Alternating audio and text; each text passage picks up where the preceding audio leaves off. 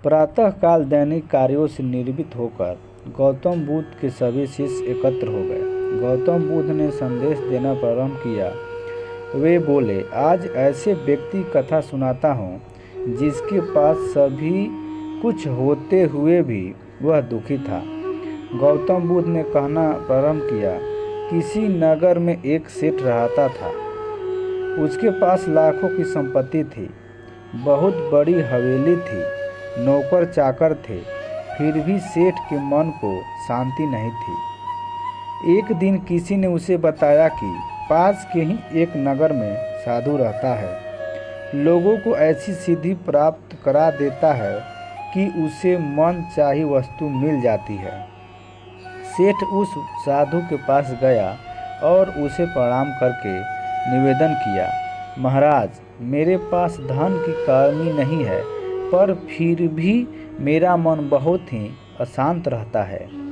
आप कुछ ऐसा उपाय बता दीजिए कि मेरी अशांति दूर हो जाए। सेठ ने सोचा कि साधु बाबा उसे कोई ताबीज दे देंगे या और कुछ कर देंगे जिससे उसकी इच्छा पूरी हो जाएगी और उसका मन हमेशा के लिए शांत हो जाएगा। लेकिन साधु ने ऐसा कुछ भी नहीं किया, बल्कि अगले दिन सेठ को धूप में बैठाए रखा एवं स्वयं अपने कुटिया के अंदर छाया में बैठा रहा। गर्मी के दिन थे, सेठ का बुरा हाल हो गया। उसको बहुत गुस्सा आया, पर किसी तरह से खुद को शांत रखा। दूसरे दिन साधु ने कहा, आज तुम्हें दिन भर खाना नहीं मिलेगा।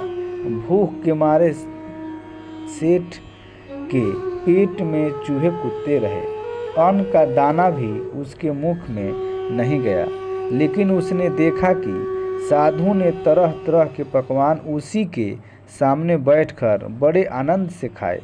सेठ उस रात बहुत परेशान रहा। वह एक क्षण को भी नहीं सो पाया। उसे नींद ही नहीं आई। वह रात भर सोचता रहा कि साधु तो बड़ा स्वार्थी निकला। तीसरे दिन सवेरा होते ही उसने अपना बिस्तर बांधा और चलने को तैयार हो गया। तभी साधु बाबा उसके सामने आकर खड़े हो गए और बोले, सेठ, क्या हुआ? सेठ ने कहा, मैं बड़ी आशा लेकर आपके पास आया था, लेकिन मुझे यहाँ कुछ भी नहीं मिला। उल्टी मुझे ऐसी मुसीबतें उठानी पड़ी जो मैंने अपने जीवन में कभी नहीं उठाई, इसलिए मैं जा रहा हूँ।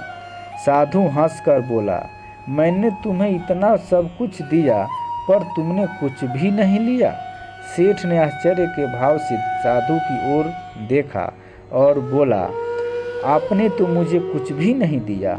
साधु ने कहा, सेठ, पहले दिन तुम्हें धूप में बैठाया एवं छाया में बैठा रहा, तब मैंने तुम्हें बताया कि मेरी छाया तुम्हें काम नहीं आ सकती।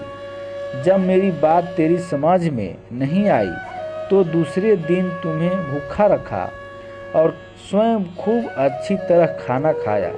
उससे मैं तुम्हें समझाया कि मेरे खा लेने से तेरा पेट नहीं भरेगा। सेठ, याद रख, मेरी साधना से तुम्हें सिद्धि नहीं मिलेगी। तूने अपना धन अपनी मेहनत से कमाया है और शांति भी तुम्हें अपना पुरुषार्थ, साधना और अपनी मेहनत से मिलेगी। सेठ के आंखें खुल गई। अब उसे अपने मंजिल पर पहुंचने का रास्ता मिल गया था। साधु के प्रति आभार व्यक्त करता हुआ वह अपने घर चला गया। तो दोस्तों, वीडियो को लाइक तथा चैनल को सब्सक्राइब करें।